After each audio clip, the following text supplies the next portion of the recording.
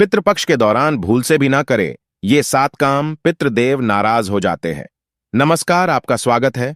दोस्तों, भाद्रपद मास के शुक्ल पक्ष की पूर्णिमा तिथि से पितृपक्ष का आरंभ होता है और आश्विन मास के कृष्ण पक्ष की अमावस्या तिथि को इसकी समाप्ति होती है।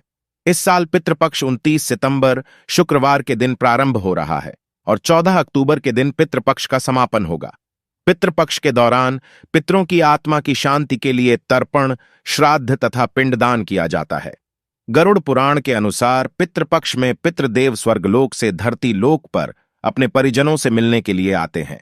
कहते हैं, जो व्यक्ति अपने पितरों का तर्पण या श्राद्ध नहीं करता है उसे पितृ दोष का सामना करना पड़ता है। यह दोष जीवन में कई तरह की मुश्किलों को खड़ा करता है। पितृ के रुष्ट होने पर व्यक्ति समाज में मान सम्मान खो देता है। धीरे धीरे उसका पतन होने लगता है। पूर्वजों से प्राप्त संपत्ति भी नष्ट होने लगती है। पितृ दोष के कारण ही व्यक्ति को आर्थिक परेशानियों से जूझना पड़ता है। इसीलिए मनुष्य को पितृपक्ष में अपने पितरों को संतुष्ट करके उनका आशीर्वाद ग्रहण करना चाहिए। गरुड़ पुराण में कहा गया है कि मनुष्यों की हर संकट से रक्षा उसके पितृ ही करते हैं। आने वाली कठिन परिस्थितियों से हमारे पितृ ही हमें आगाह करते हैं। इसीलिए अपने पितृ द्वारा प्राप्त संकेतों पर हमें ध्यान अवश्य ही देना चाहिए। श्री कृष्ण कहते हैं, जो मनुष्य अपने पूर्वजों का सम्मान नहीं करता है वह अधम है। उसकी उन्नति भी रुक जाती है और वह पाप कर्म में लग जाता है। इसीलिए अपने पूर्वजों का यथा योग्य सम्मान करना चाहिए। अपने पितरों का मान सम्मान बढ़ाने हेतु उत्तम कार्य करने चाहिए। पितरों के नाम से दान पुण्य करने से व्यक्ति को पितरों का आशीर्वाद प्राप्त होता है। शास्त्रों में पितृपक्ष के दौरान कुछ कार्य करने से मनाही की गई है। ये कार्य करने से हमारे पितृ हमसे रुष्ट हो जाते हैं और हमें उनका आशीर्वाद प्राप्त नहीं होता। तो चलिए जान लेते हैं वह कौन से कार्य है जो पितृपक्ष में नहीं करने चाहिए। दोस्तों, अगर आप इस चैनल पर नए हैं तो इसे सब्सक्राइब जरूर करें। साथ ही वीडियो को लाइक करना न भूलें। सबसे पहली बात, शास्त्रों के अनुसार पितृपक्ष में पितृदेवता घर पर किसी भी रूप में पधार सकते हैं। इसलिए घर के द्वार पर आए किसी भी पशु या व्यक्ति का अपमान नहीं करना चाहिए। दहलीज पर आने पर किसी भी शख्स को भोजन कराएं और आदर करें।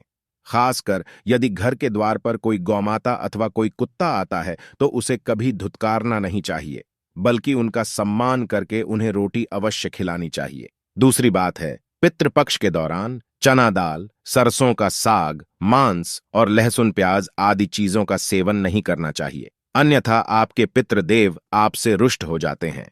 पितृपक्ष में केवल सात्विक आहार ही ग्रहण करे और अपने पितरों को भी सात्विक आहार का भोग चढ़ाए। तीसरी बात है, गरुड़ पुराण के अनुसार किसी तीर्थ स्थान पर पितरों के तर्पण और श्राद्ध का विशेष महत्व होता है। ऐसी मान्यता है कि गया और बद्रीनाथ या प्रयाग में श्राद्ध करने से पितरों को मोक्ष की प्राप्ति होती है। इसके अलावा जिन लोगों को विशेष स्थान पर श्राद्ध करना संभव नहीं है वह घर के किसी भी पवित्र स्थान पर कर सकते हैं।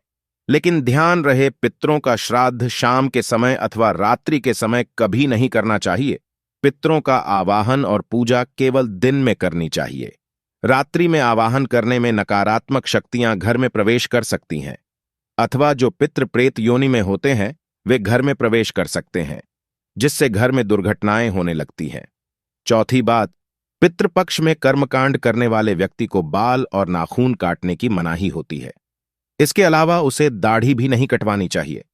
पांचवी बात है, पितृपक्ष के दौरान कभी किसी बुजुर्ग का अपमान नहीं करना चाहिए। इससे हमारे पितृ रूठ जाते हैं और हम उनके आशीर्वाद से वंचित रह जाते हैं। पितृपक्ष में अपने बड़े बुजुर्गों को सम्मान देना चाहिए। उनके हाथों से दान धर्म करना चाहिए। ऐसा करने पर मनुष्य को श्रेष्ठ फलों की प्राप्ति होती है। छठी बात है, जो व्यक्ति पितरों का श्राद्ध करता है अथवा पितरों की पूजा करता है उसे भूल से भी उस दिन व्यसन नहीं करना चाहिए, अर्थात शराब आदि नशे से दूर रहकर ही पितरों की पूजा करनी चाहिए। नशे की अवस्था में पितरों का श्राद्ध करने पर पितृदेव हमसे रुष्ट हो जाते हैं और आशीर्वाद दिए बिना ही लौट जाते हैं। तो दोस्तों, इस प्रकार से अब भी पितृपक्ष में ये कार्य भूलकर भी ना करें। उम्मीद है आपको यह जानकारी अच्छी लगी होगी। वीडियो को लाइक जरूर करें, साथ ही कमेंट में जय श्री कृष्ण लिखना न भूलें और चैनल को सब्सक्राइब करें। आप सभी का धन्यवाद।